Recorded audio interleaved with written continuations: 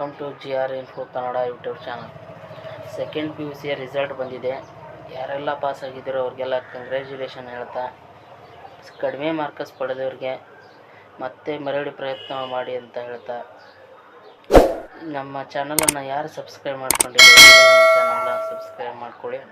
ಇವತ್ತಿನ ವಿಷಯ ಏನಂದರೆ, ಸೆಕೆಂಡ್ PUCಯ ಒಂದು ಸ್ಕ್ಯಾನ್ ಕಾಪಿ, ರಿವ್ಯಾಲ್ಯೂಯೇಷನ್, ರೀಟೋಟಲಿಂಗ್ ಯಾವ ರೀತಿಯಾಗಿ ಅಪ್ಲೋಡ್ ಮಾಡೋದು ಅಂತ ಈ ವಿಡಿಯೋದಲ್ಲಿ ಸಂಪೂರ್ಣವಾಗಿ ತಿಳಿಸ್ಕೊಡ್ತಾ ಇದ್ದೀನಿ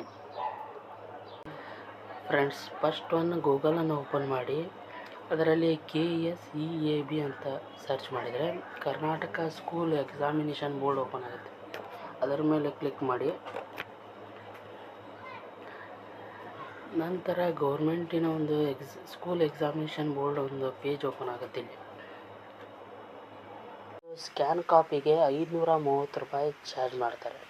ನೀವು ಸ್ಕ್ಯಾನ್ ಕಾಪಿಯನ್ನು ತಗೊಂಡು ನಿಮ್ಮ ಟೀಚರ್ಸ್ ಹತ್ರ ಚೆಕ್ ಮಾಡಿಸಿ ಅದು ರಿವ್ಯಾಲ್ಯೂಯೇಷನ್ ಹಾಕಬೇಕೋ ಬೇಡವೋ ಎಂಬುದನ್ನು ಕನ್ಫರ್ಮ್ ಮಾಡಿಕೊಂಡು ಆಮೇಲೆ ರಿವ್ಯಾಲ್ಯೂಯೇಷನ್ಗೆ ಅಪ್ಲೈ ಮಾಡಿ.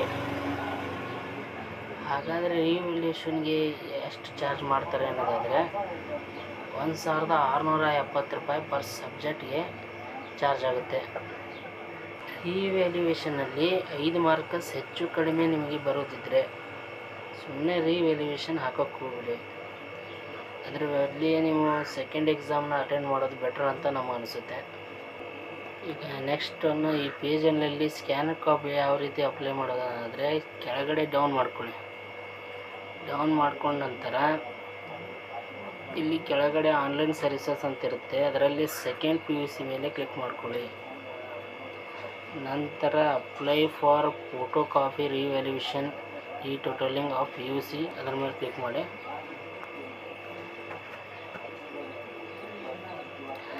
ನಂತರ ಈ ರೀತಿಯಾಗಿ ಪೇಜ್ ಓಪನ್ ಆಗುತ್ತೆ. ಇದರಲ್ಲಿ ನಿಮ್ಮ ಒಂದು ಅಪ್ಲಿಕೇಶನ್ ಸ್ಕ್ಯಾನ್ ಕಾಪಿಯ ಪ್ರಾರಂಭ ದಿನಾಂಕ ಹಾಗೂ ಕೊನೆಯ ದಿನಾಂಕವನ್ನು ಮೆನ್ಷನ್ ಮಾಡಿರ್ತಾರೆ. ಸ್ಕ್ಯಾನ್ ಕಾಪಿಯ ಒಂದು ಪ್ರಾರಂಭದ ದಿನಾಂಕ 8/4/2025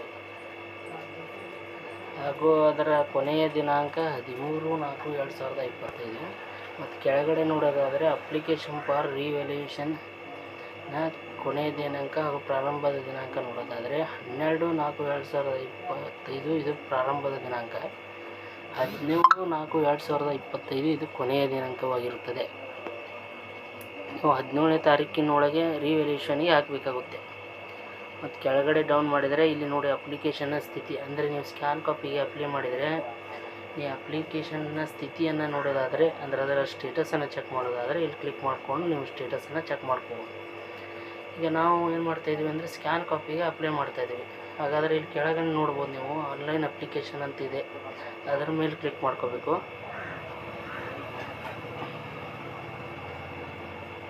ನಂತರ ಈ ರೀತಿ ಪೇಜ್ ಓಪನ್ ಆಗುತ್ತೆ.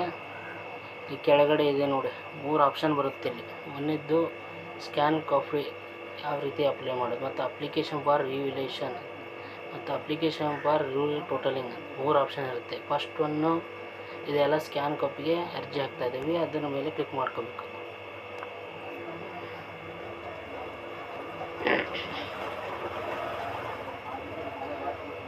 ನಂತರ ನಾವು ಈ ಸ್ಕ್ಯಾನ್ ಕಾಪಿಗೆ ಅಪ್ಲಿಕೇಶನ್ ಹಾಕ್ಬೇಕಂದ್ರೆ ಫಸ್ಟ್ ಈ ರೀತಿ ಪೇಜ್ ಓಪನ್ ಆಗುತ್ತಲ್ಲ, ಇಲ್ಲಿ ರಿಜಿಸ್ಟರ್ ನಂಬರ್ ಹಾಕಬೇಕಾಗುತ್ತೆ. ನಿಮ್ಮ PUCಯ ಒಂದು ರಿಜಿಸ್ಟರ್ ನಂಬರನ್ನು ಎಂಟರ್ ಮಾಡಿದರೆ ಇಲ್ಲಿ ಏನು ಕಾಣ್ತಿದೆ ನೋಡಿ, ನಿಮ್ಮ ರಿಜಿಸ್ಟರ್ ನಂಬರ್ ಏನಾದರೂ ಹಾಕಿದರೆ ಪೂರ್ತಿಯಾಗಿ ನಿಮ್ಮ ಇಲ್ಲಿ ಏನಿದೆಯಲ್ಲ ಡೀಟೇಲ್ಸ್ ಎಲ್ಲ ಫಿಲ್ ಆಗುತ್ತೆ. ಇದು ಅಭ್ಯರ್ಥಿ ಹೆಸರು, ತಾಯಿ ಹೆಸರು, ಇಲ್ಲಿ ನೋಡ್ಬೋದು ತಂದೆ ಹೆಸರು ಏನು ಇವೆಲ್ಲ, ಇದೆಲ್ಲ ಪಿನ್ ಕೋಡ್ ಎಲ್ಲ ಪ್ರತಿಯೊಂದು ಎಂಟರ್ ಆಗ್ತಾ ಬರುತ್ತೆ. ಮತ್ತು ಇಲ್ಲಿ ಕೆಳಗಡೆ ನೋಡ್ಬೋದು ಎಲ್ಲ ನಿಮ್ಮ ಸಬ್ಜೆಕ್ಟು ನೇಮು ಎಲ್ಲ ಪ್ರತಿಯೊಂದು ಎಂಟರ್ ಆಗಿರುತ್ತೆ. ನಂತರ ಇಲ್ಲಿ ನೋಡ್ಬೋದು ನಿಮ್ಮ ಸಬ್ಜೆಕ್ಟ್ ಇಲ್ಲಿ ಫಸ್ಟ್ ಎಂಟರ್ ಆಗುತ್ತೆ. ಎಲ್ಲ ಸಬ್ಜೆಕ್ಟ್ಗಳ ಒಂದು ಮಾಹಿತಿ ಪೂರ್ತಿಯಾಗಿ ಇಲ್ಲಿರುತ್ತೆ. ನೀವು ಯಾವ ಒಂದು ಸಬ್ಜೆಕ್ಟ್ ಮೇಲೆ ಸ್ಕ್ಯಾನ್ ಕಾಪಿಯನ್ನು ತೆಗೆಸ್ತಾ ಇದ್ದೀರಿ ಅಂತ ನೋಡೋದಾದರೆ ಇಲ್ಲಿ ನೋ ಅಂತ ಇದೆಯಲ್ಲ, ಅದನ್ನು ಎಸ್ ಮಾಡಿಕೊಂಡ್ರೆ ನೀವು ಆ ಒಂದು ಸಬ್ಜೆಕ್ಟ್ ಮೇಲೆ ಅದರ ಒಂದು ಅಮೌಂಟನ್ನು ಇಲ್ಲಿ ಮೆನ್ಷನ್ ಮಾಡುತ್ತೆ. 530 ರೂಪಾಯಿ ಅಂತ ಬಂದಿದೆ ನೋಡಿ. ಇಲ್ಲಿ ನೀವು ಎಷ್ಟು ಸಬ್ಜೆಕ್ಟ್ ಮೇಲೆ ತೆಗಿತಿದ್ದಾರೆ ನೀವು ಸ್ಕ್ಯಾನ್ ಕಾಪಿನ ಅನ್ನೋದನ್ನು ಅದಕ್ಕೆಲ್ಲ ನೀವು ಎಸ್ ಅಂತ ಕೊಡುವಂತ ಬಂದರೆ ಅದರ ಟೋಟಲ್ ಅಮೌಂಟು ಇಲ್ಲಿ ಟೋಟಲ್ ಅಂತ ಇದೆ ನೋಡಿ, ಇಲ್ಲಿ ಟೋಟಲ್ ಆಗಿ ತೋರಿಸುತ್ತೆ. ಅಷ್ಟು ಅಮೌಂಟನ್ನು ನೀವು ಪಾವತಿಸಬೇಕಾಗುತ್ತೆ ಸ್ಕ್ಯಾನ್ ಕಾಪಿಗೆ.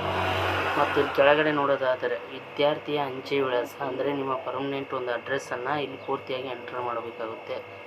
ವಿದ್ಯಾರ್ಥಿಯ ಮೊಬೈಲ್ ಸಂಖ್ಯೆ, ಫಸ್ಟ್ ಒನ್ ಮನೆ ಸಂಖ್ಯೆ ಅಂದರೆ ಗ್ರಾಮದ ಹೆಸರು, ನಿಮ್ಮ ಗ್ರಾಮದ ಹೆಸರು, ನಿಮ್ಮ ಮನೆಯ ಸಂಖ್ಯೆಯನ್ನು ಈ ಕಾಲಮ್ನಲ್ಲಿ ಎಂಟ್ರಿ ಮಾಡಬೇಕಾಗತ್ತೆ.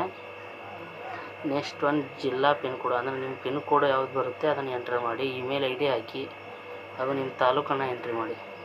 ಇಲ್ಲಿ ಕೆಳಗಡೆ ನೋಡ್ಬೋದು ಸಬ್ಮಿಟ್ ಅಂತಿದೆ. ಇಲ್ಲಿ ಸಬ್ಮಿಟ್ ಅಂತ ಕೊಟ್ಟ ನಂತರ ನಿಮಗೆ ಒಂದು ಚಲನ್ ನಂಬರನ್ನು ಬರುತ್ತೆ. ಇಲ್ಲಿ ಪಿನ್ ಕೋಡ್ ಅಂತಿದೆಯಲ್ಲ, ಇದರ ಕೆಳಗಡೆ ನಿಮಗೆ ಒಂದು ಚಲನ್ ನಂಬರ್ ಅಂತ ಬರುತ್ತೆ.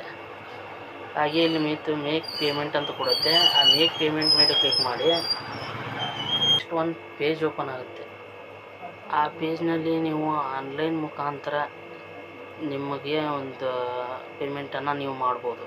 ಅಂದರೆ ನಿಮ್ಮ ಗೂಗಲ್ ಪೇ, ನಿಮ್ಮ ಫೋನ್ಪೇ ಯಾವುದೇ ಇರಲಿ, ಒಂದು QR ಕೋಡ್ ಅಲ್ಲಿ ಜನ್ರೇಟ್ ಆಗುತ್ತೆ. ಅದನ್ನು ನಿಮ್ಮ ಫೋನ್ಪೇ ಅಥವಾ ನಿಮ್ಮ ಗೂಗಲ್ ಪೇ ಮುಖಾಂತರ ಸ್ಕ್ಯಾನ್ ಮಾಡಿ ನಿಮ್ಮ ಪೇಮೆಂಟನ್ನು ಮಾಡಬೇಕಾಗುತ್ತೆ. ಅಂದರೆ ನೀವು ಎಷ್ಟು ವಿಷಯಗಳ ಮೇಲೆ ಒಂದು ಸ್ಕ್ಯಾನ್ ಕಾಪಿಯನ್ನು ತೆಗಿತಿದ್ದೀರ ಅಷ್ಟು ಅಮೌಂಟನ್ನು ಅಲ್ಲಿ ಮೇಲ್ಗಡೆ ನಾನು ಹೇಳಿದಾಗೆ ಟೋಟಲ್ ಅಮೌಂಟನ್ನು ಅದು ತೋರಿಸಿರುತ್ತೆ. ಅಷ್ಟು ಅಮೌಂಟನ್ನು ನೀವು ಸ್ಕ್ಯಾನ್ ಕಾಪಿ ಮುಖಾಂತರ QR ಕೋಡ್ ಸ್ಕ್ಯಾನ್ ಮಾಡಿ ನೀವು ಅಮೌಂಟನ್ನು ಪೇ ಮಾಡಬೇಕು. ಅದಾದ ನಂತರ ನಿಮಗೆ ಒಂದು ಇಮೇಲ್ ಮುಖಾಂತರನೋ ಅಥವಾ ನಿಮ್ಮ ಒಂದು ಪೋಸ್ಟ್ ಮುಖಾಂತರ ನಿಮ್ಮ ಸ್ಕ್ಯಾನ್ ಕಾಪಿ ಬರುತ್ತೆ. ಈ ರೀತಿಯಾಗಿ ನೀವು ಸ್ಕ್ಯಾನ್ ಕಾಪಿಯನ್ನು ಅಪ್ಲೈ ಮಾಡಬೇಕು. ನಮ್ಮ ಮಾಹಿತಿ ಸಂಪೂರ್ಣವಾಗಿದ್ದರೆ ಈಗಲೇ ನಮ್ಮ ಚಾನಲನ್ನು ಸಬ್ಸ್ಕ್ರೈಬ್ ಮಾಡಿಕೊಳ್ಳಿ. ಇದೇ ರೀತಿಯಾಗಿ ನಮ್ಮ ಚಾನಲ್ ಮುಖಾಂತರ ಹೆಚ್ಚಿನ ವಿಷಯಗಳನ್ನು ನಿಮಗೆ ತಿಳಿಸ್ತಾ ಕೊಡ್ತಾ ಇರ್ತೇನೆ. ನಮ್ಮ ಚಾನಲನ್ನು ಮರಿಬೇಡಿ. GR Info Kannada YouTube channel ಈಗಲೇ ಸಬ್ಸ್ಕ್ರೈಬ್ ಮಾಡಿಕೊಳ್ಳಿ. ಧನ್ಯವಾದಗಳು ಅಂತ ಹೇಳ್ತಾ ಮತ್ತೆ ನೆಕ್ಸ್ಟ್ ವಿಡಿಯೋದಲ್ಲಿ ಸಿಗೋಣ. Thank you friends.